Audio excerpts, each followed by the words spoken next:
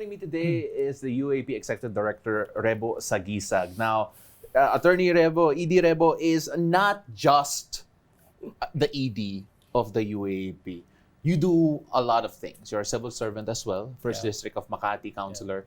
And in my head, the first thing that comes into my head is, how do you juggle all of that? Kasi grabe, those are all big responsibilities. All of them have a lot of people looking up to you.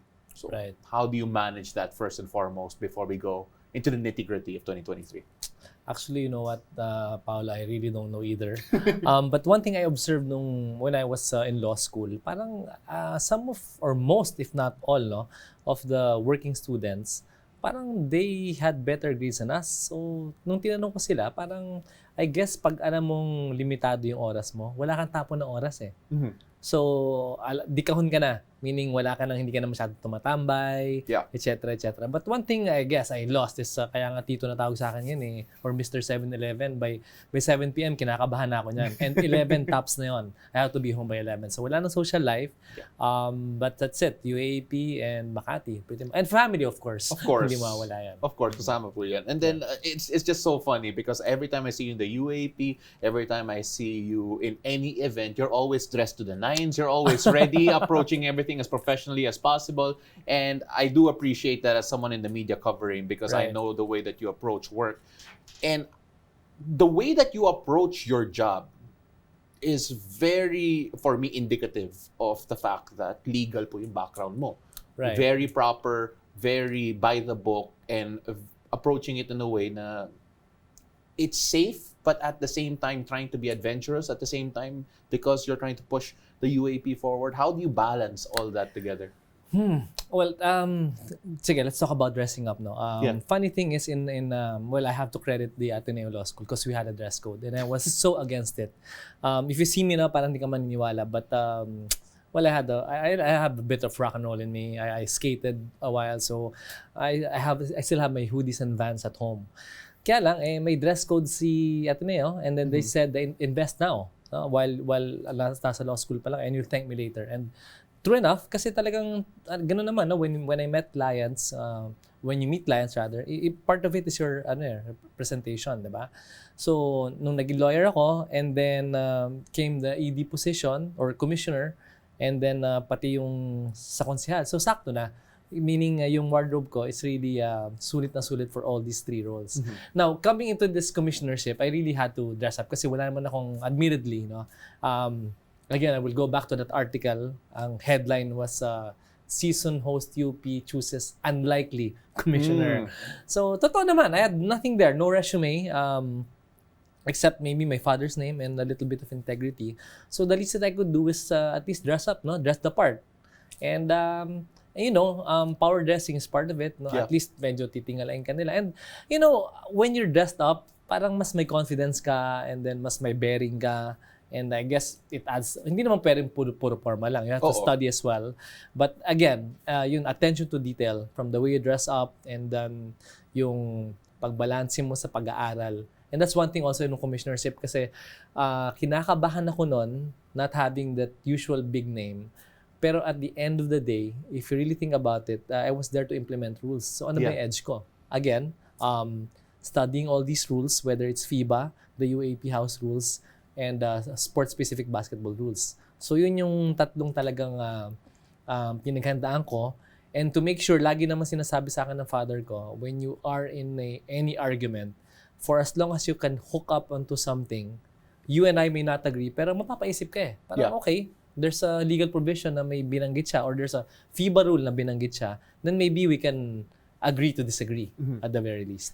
That brings me to the next question because you already mentioned FIBA, the fact that you were studying ways to implement rules and laws. The UAP is in a strange place in the sense that because it is an amateur league and there are now professional groups, semi-pro groups who are coveting yung mga players, even some of the staff in the UAAP, I can only imagine the type of work, the mind games, mental gymnastics that you have to work through with coordinating, working with these other groups who want to feature these talents in the UAP in different stages.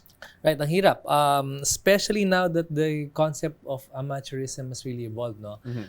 Dati parang clear eh. Parang pag may bayad, pro, pag wala, amateur. But right now, talk about student-athlete empowerment in the NCAA, in the US NCAA at least, no? Iba na talaga dun eh. Parang you have the NIL, name, image, and likeness. So, I think you may be referring to what our players like have showing up like in maybe in a cameo role in professional leagues or commercial leagues. There was a time I wouldn't want to consider it na hindi namin ino-honor yung special guest license. I would like to think of it na the way we see it is we look at the nature of the league. And if it's pro, hindi ka talaga pwede kasi you might get undue advantage. And number two, yun nga, well, we're still sticking to the old school definition of amateurism na you're not supposed to be paid. You're not supposed to be paid. But okay, special guest license, wala naman daw bayad. But then again, you gain undue advantage. No? So we took a hard stance there na if you join a professional league, you're no longer eligible to participate in the UAAP. So yun yung ano, but whether or not it will be revisited, it might be. Yan naman nakagandahan ng ano, the UAAP is dynamic, composed of that's it. Sinabi mo nga, no, I have the board of trustees and the board of managing directors that I have to balance all the time, and as well as this external factors. Yeah, and you take a look at the fact that yung hinahandle mo ng mga players, the organization, the scheduling, that's always been a sticking point in Philippine sports in general. Right. The scheduling to make sure that athletes are, for example, ready for international competition. Not necessarily just basketball, but international competition, Asian Games, Southeast Asian Games. And the Philippines has had success recently, very recently, in both the Southeast Asian Games and Asian Games. And there are many UAAP athletes who were a part of those successes. How was it behind the scenes for you in particular? Was there any conflict? Was there anything that you had to navigate through to ensure that UAAP athletes were still able to represent flag and country in the most appropriate and best way possible? Okay, first and foremost, ang una-una, kailangan din i-consider mo dito kung minsan gusto ba na ng student-athlete mag-participate or hindi. Kasi sometimes we get the flack for allegedly not allowing them to play. Pero baka naman ayaw din nila eh. No, again, it's a personal choice. I came from an era where hindi pa nga Philippine team, we call it RP team. RP team, was the highest honor. Di ba? Pero ngayon, parang nag-iba na ang values. Not that it's their fault, but that's one thing. Another thing is, of course, yun na nga, I realized, or we realized that we really have to work with the national sport, with the NSAs. No? Give us the schedules, ilatag natin para naman maka-adjust kami. Kasi ang how do you call it? Maybe hinanakit namin sometimes is, of course, no, from the point of view of the member schools, parang they invest so much in these student athletes, invest quote and unquote, no? And then bigla na lang bubunutin unceremoniously nang walang abiso. Yun lang naman ang hinihingi namin. And I'm happy to say, no, na slowly but surely, specifically, I think ang volleyball schedule namin is actually aligned with the FIVB. Ang FIBA, with our allies there, Miss Erica D, of course, is now taking a bigger role. So, open na communication lines, and I'm in a good place. PSC chairman, of course, si Chair Bachman is also a former commissioner. So, open ang lines namin. So, slowly but surely, we're getting there. Hindi pa ganun kadali kasi school calendars are there, eligibility issues are there. So kailangan mong timplahin yan. Hindi yan basta-basta ora-orada na malilipat namin yung calendar namin ng ganun-ganun lang. But at least nagsisimula. Can you emphasize just how important that is, yung communication lines between the people working alongside FIBA, SPP, PSC, you mentioned Sir Dicky Bachman, Ms. Erica D, and I'm sure they're not only NSAs trying to keep in contact with you, trying to get athletes out. Gaano ka-importante yun? Because for a while back, if you go back in time, sometimes those lines of communications were not necessarily as cultivated as it should have been. Right. Again, basics, diba? Communication is key everywhere, even in relationships, no. Kasi ang paminsan we have a tendency nung ano ba to, parang because we are the UAAP na parang we think we are the center of the universe, so everything will adjust to us. So sometimes baka may tendency rin yung mga NSAs, national team to eh. So they will adjust to us, di ba? So it's just a matter really of sitting down, maglatagan tayo ng plano para maayos natin. And then also try to see it from another person's point of view. Kasi ang daling mag-judge pagka wala ka dun sa lugar eh. So when we explain that these are first and foremost student athletes, but at the end of the day, of course, why do we exist? It's really in support of the National Sports Program. It's actually in our bylaws and our constitution. So minsan nagtatanungan din kami, saan ba tayo papunta? So baka naman pwede natin silang pagbigyan. But again, kailangan nating ilatag. You have to lay down the plan para maka-adjust naman kami. Since you mentioned na, well, the key word I want to use for Saguisag was center of the universe. Because there were moments in the UAP season this year where it did definitely feel like the UAP was a center of the universe. We're talking about UP LaSalle in the finals. You talk about the fact that there was just so many great stories women's volleyball ninyo in 2023. You take a look at the season that was, and of course, syempre, half of the last season and half of this season, the current season of season 86. You take a look at that, how would you characterize a calendar year of 2023 from a UAP perspective? Well, syempre, mayabang ako. Yeah, no, go ahead. No. I feel that it is the best intercollegiate league in the country right now, or maybe even the best sports event in the country. No, we just broke a record this year, na a long-standing record which I thought would never be broken. We never went out to break it, no. But I was just surprised. But game 3, I think it was a Wednesday, if I'm not mistaken. I think the number is 25,192.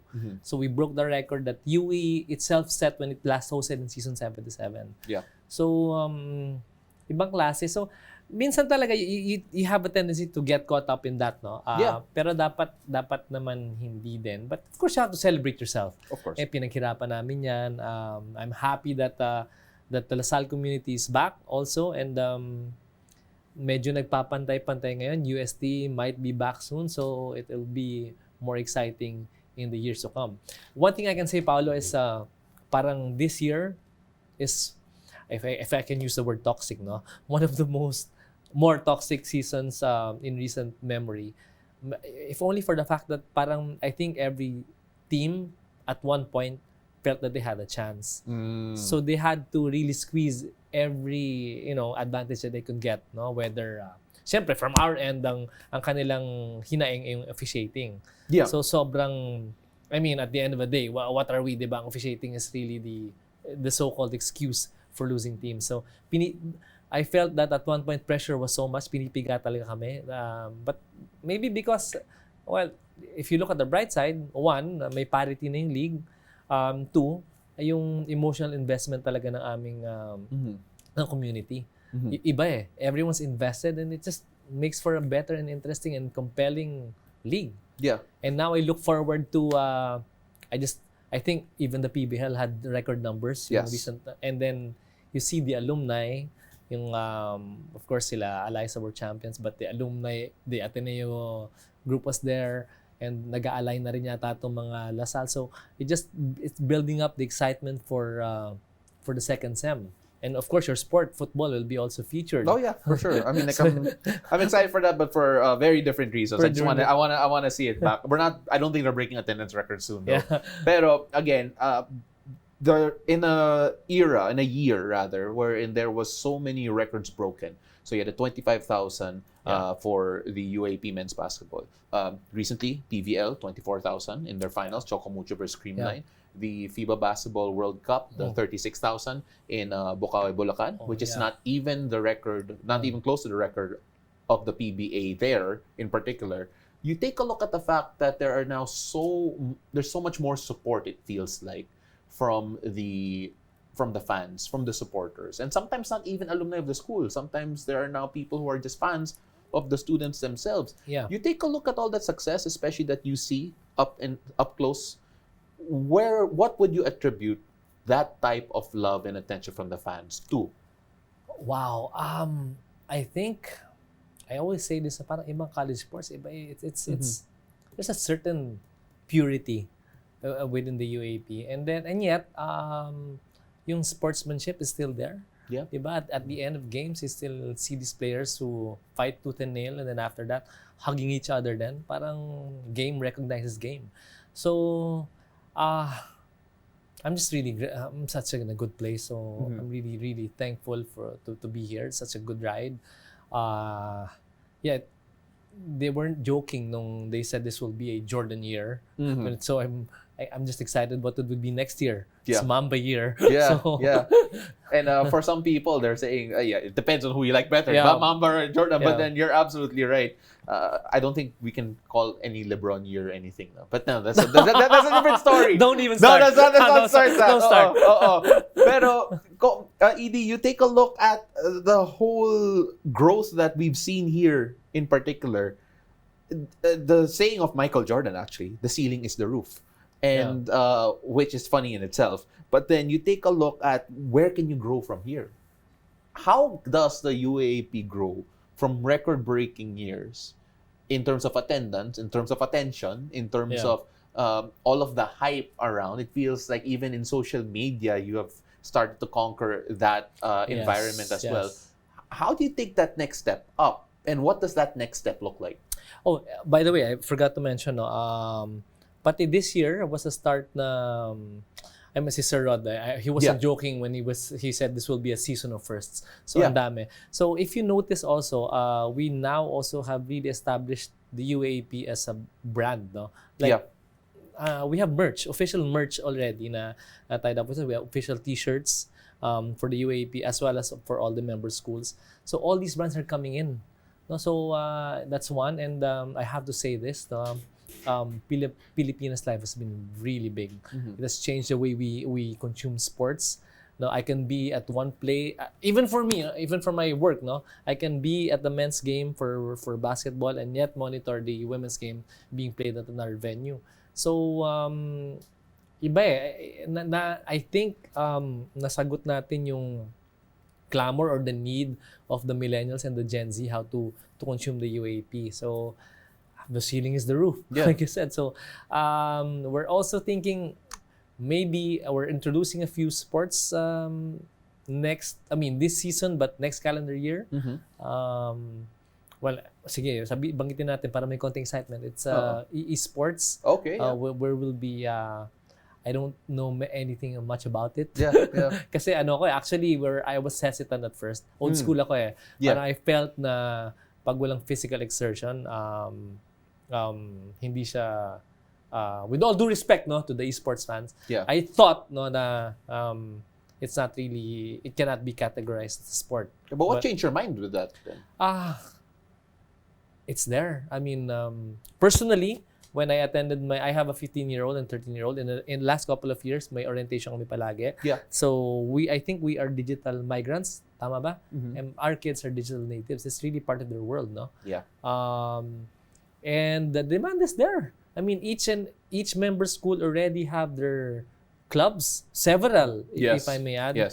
So it's just really a matter of tapping into this ecosystem, no? Na part na talaga sila ng natin eh. And it's recognized by I think it's a SEA Games sport already. Yes, it is. So sino ba tayo para magmagaling na hindi, di ba? So times have changed and it's time to embrace it. And another good thing is that maybe we can, kasi may tendency to, unlike any other, well, the reverse is because wala siyang physical exertion, you can theoretically go for 48, 72 hours straight without resting. Diba? Hindi ka mapapagod eh. I mean, iba eh. Parang, iba yung, I guess, what it asks on the body. Right. But it's not healthy either. So we have these organizations also within the schools na parang nire-regulate din nila. Parang to compete, you have to maintain a grade, a certain grade. So that's good, no? So maganda yung might as well regulate it. Put it out there and we can regulate it. Well, for those who are not as educated siguro on the UAAP or for those who are getting to know you for the first time, if you take a look at the list of the sports of the UAP, I think it's safe to say that obviously not all of the Olympic sports are included. Right. But then you mentioned a while ago bringing esports in because it's already part of the times. It's part of the changing landscape of sports. What is stopping, or rather, what is preventing some of the other Olympic sports from being part of the UAAP? Again, this is especially for those who are not too familiar with the UAP and those wondering why not. Okay, thanks for this chance. So, kasi, actually, when Heidelin Diaz won her first gold, no? There's actually a clamor also talaga sa weightlifting. That's maybe something we should, put our money more, no? And put more attention to, rather. Kaya lang, kasi from the point of view, here's what I'm in-expect ko kanina, no? Parang, kasi actually from the UAP standpoint, madali, actually, kayang-kaya. Just get sponsors, you organize the event, whether it's a weekend or 2 weekends, 3 weekends, whatever.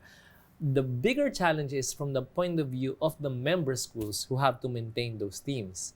Kasi new teams mean new tuition, new uniforms, coaching. So lahat yan may budgetary requirement. And then, siyempre hindi naman pwedeng three schools lang. As much as possible, we would like to have the 8 school participate. So yan yung isang challenge talaga for all the other events that are really knocking on the door. But again, we continue to evaluate kasi talaga ang dami emerging sports in the last couple of years. We have now where we can excel, no?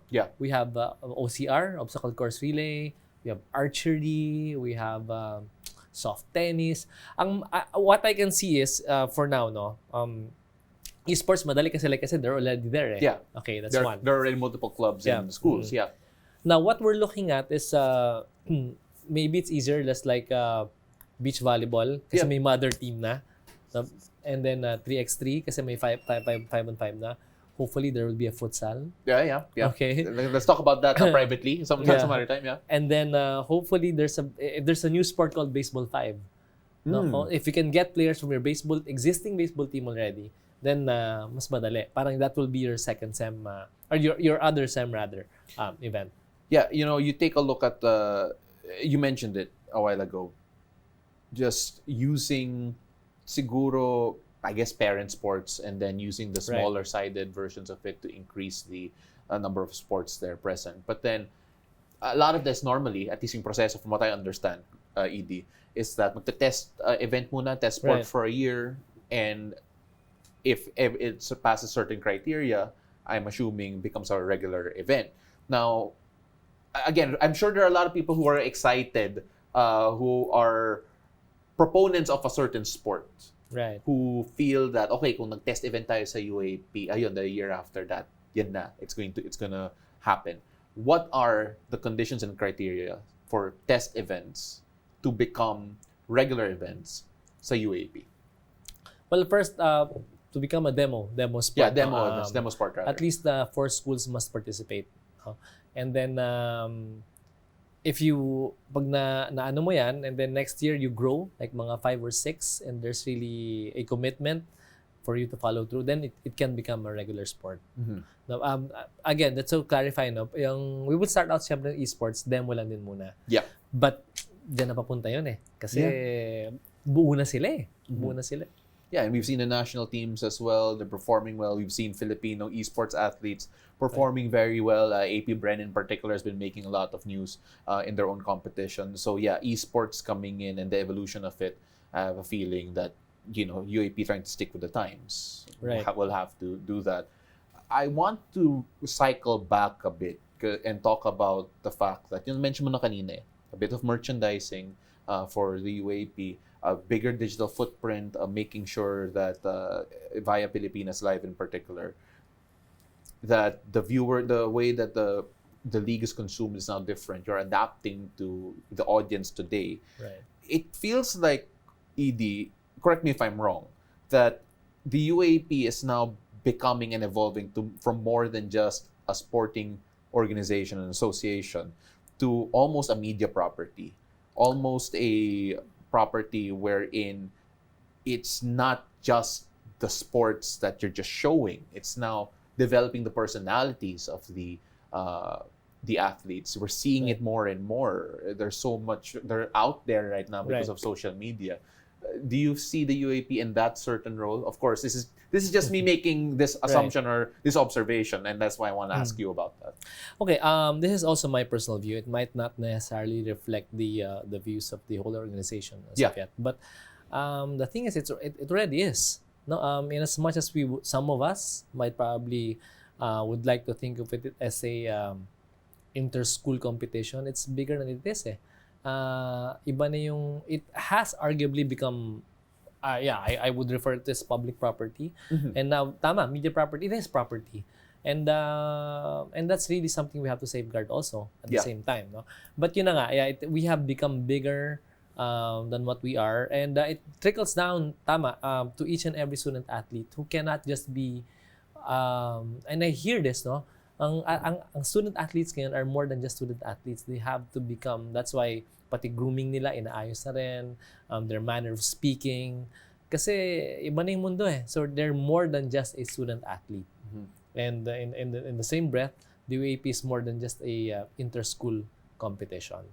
How have you evolved personally, ED, in terms of yung leadership style from the beginning to where it is right now? Because you oversaw a pandemic, a change in network partner, a change in the way that the sport is consumed in general, and I'm not just here to affirm you're being mayabang, ED, pero again, attendance records broken, different way of consuming the entire league.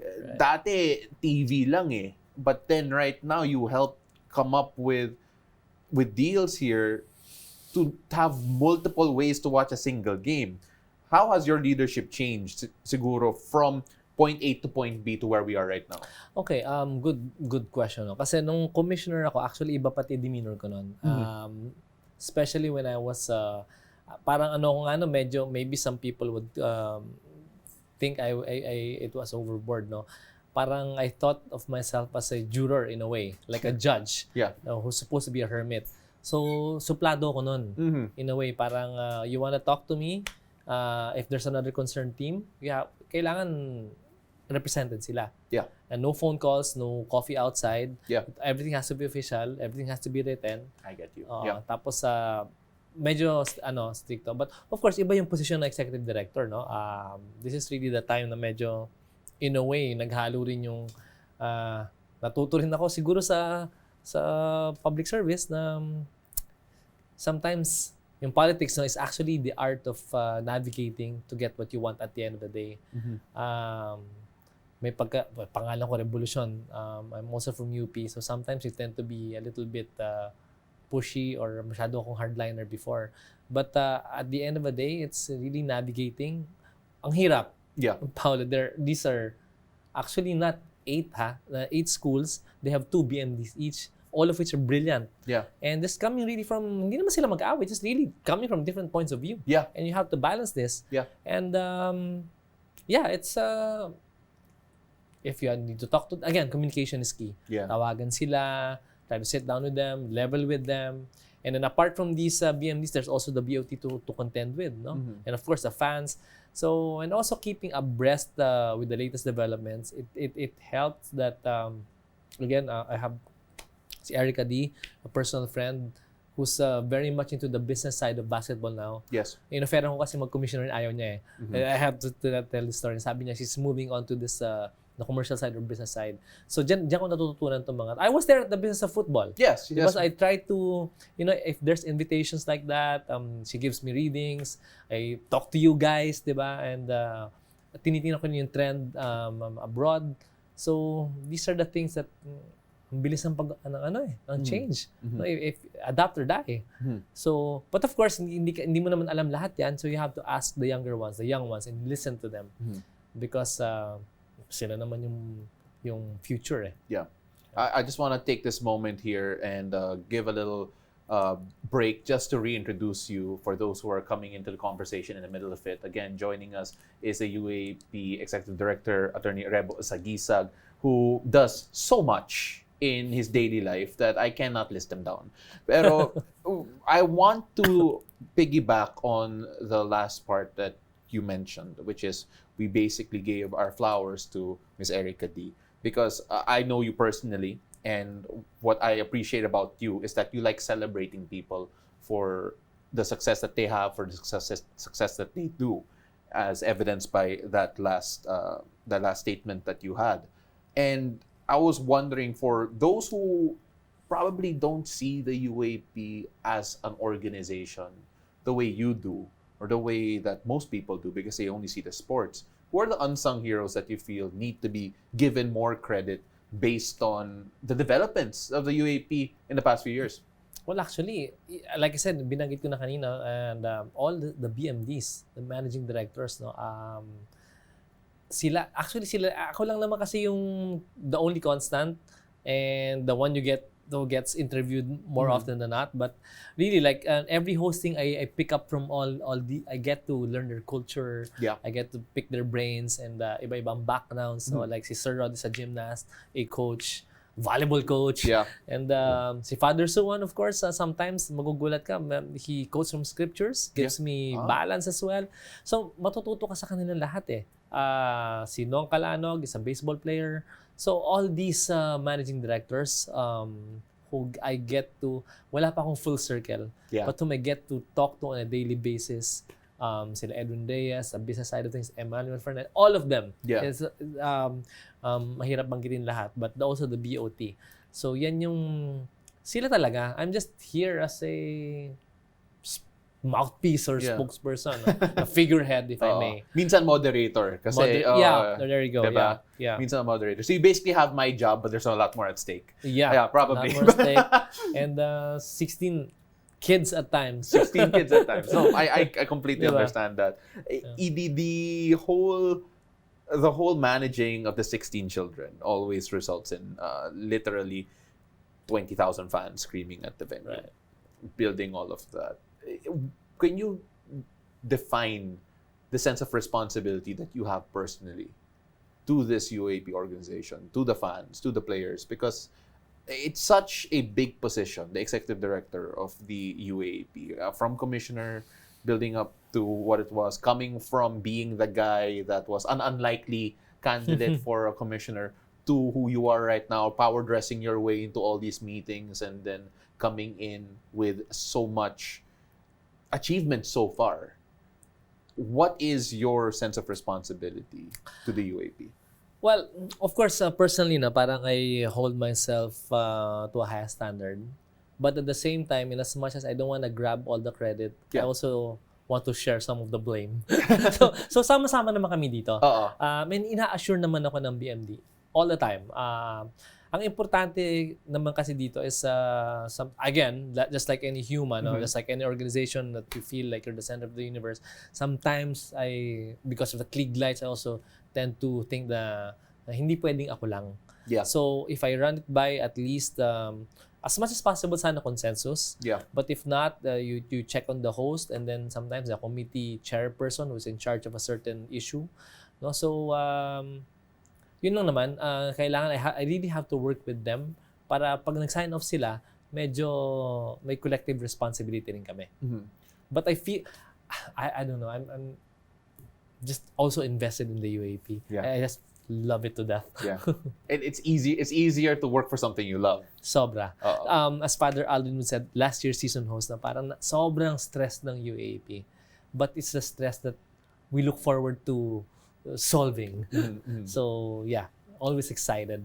Is there any particular long-term goal that you could share with us that the UAP is trying to reach? Because for all of the accolades that we have been discussing, I could already imagine, ito yung goal natin, set this attendance record, or be able to set this type of competition and have this much attention, or maybe increase viewership.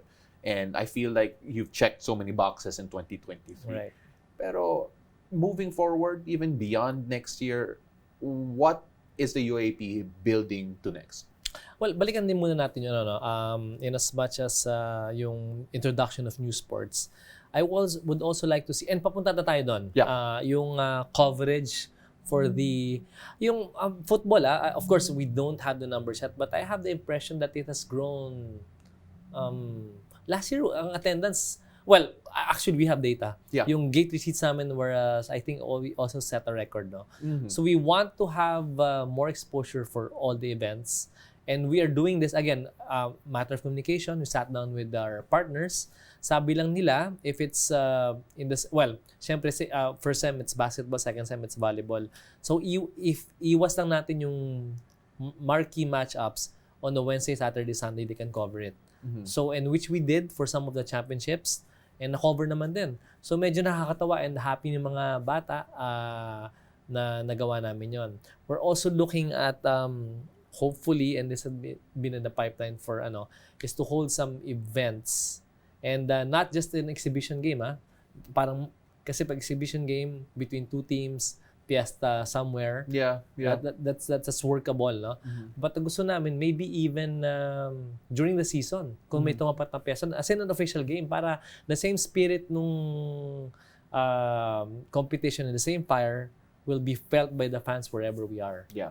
So it's safe to say, I guess, the term out of town games. Out of town games, yes. Taking the Yes. UAAP to different provinces as Different well. provinces. I mean, we've done it like maybe as far as Antipolo, but we're looking at Davao, Yeah. like Bacolod, kung masabay namin yung mga piyesta doon. Yeah. Okay. Masabayan. No. Yeah. That makes a lot of sense. And of course, there's also UP in Davao. There's also LaSalle and There you Bacolod. go. So There there's you go. there's already Yeah. that type of grassroots there.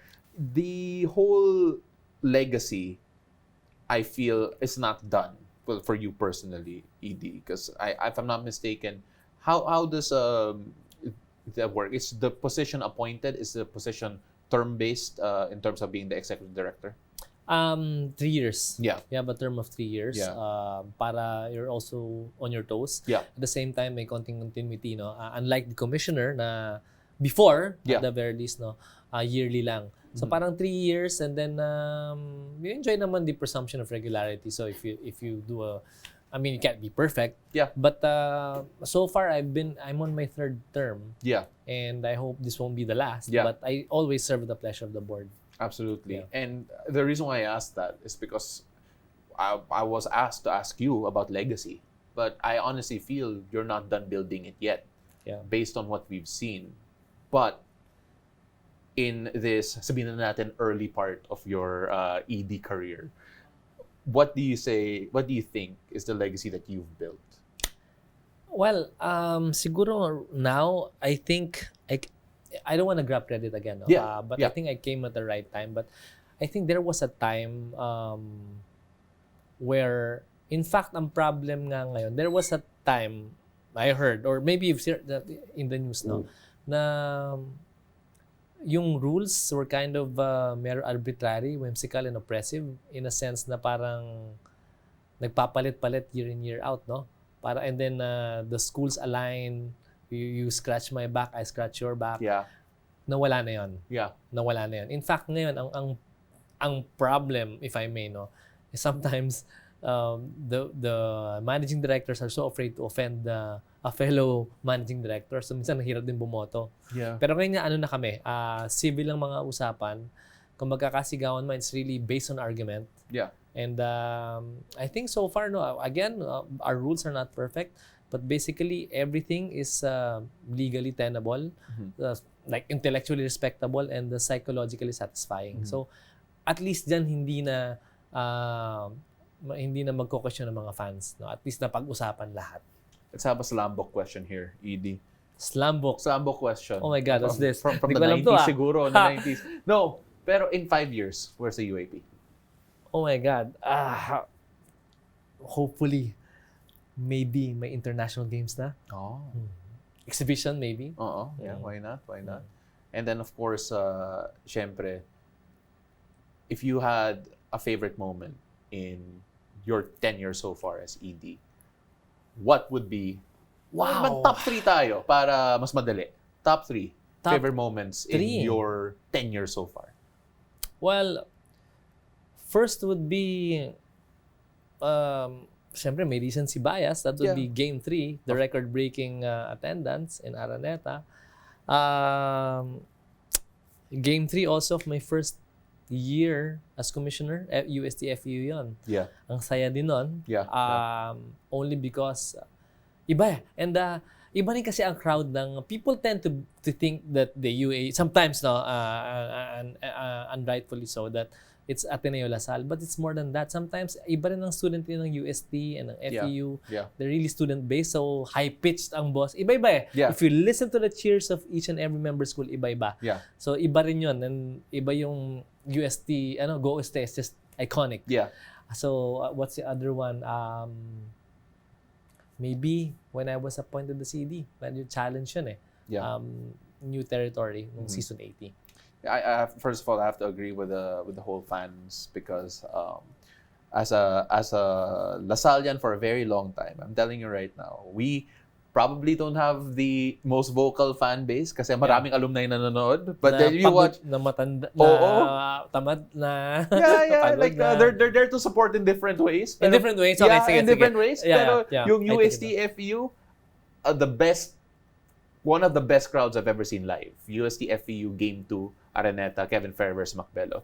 So that's the same that's the same series. Yeah. Exactly. So that's why I remembered it. But yeah, absolutely. Iba yung ano nila. But ED, the UAP right now is such a strong place. It's such a great place right now and evolving, going through with the times. Before we go, for those who are wondering about the short term of the UAAP, what can we expect next year for the next season in 2024?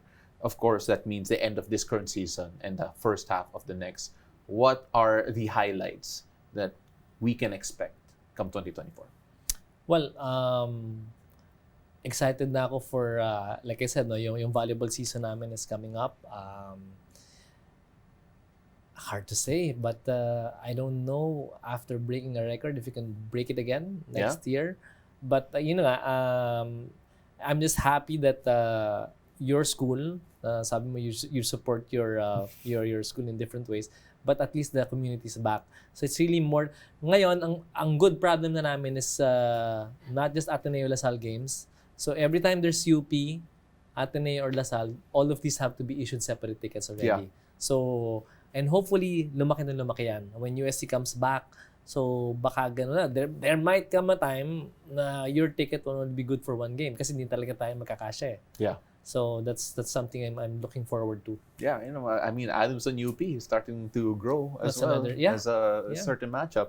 Yeah. ED, I thank you for your time. Really appreciate it. We call this a long conversation because it is a long conversation. Yeah. And we appreciate the fact that you were so honest with everything. It took a lot of bravery to really talk about the future, the past, the challenges, and of course, the things that siguro not a lot of people will agree with you. So really appreciate the time, and hopefully we can have you again soon for another long conversation and have even more topics. Really appreciate you. Yeah, thank you. All right, you. ladies and gentlemen, that was Rebo Saguisag of the UAAP, who was very honest about the way he approached his leadership.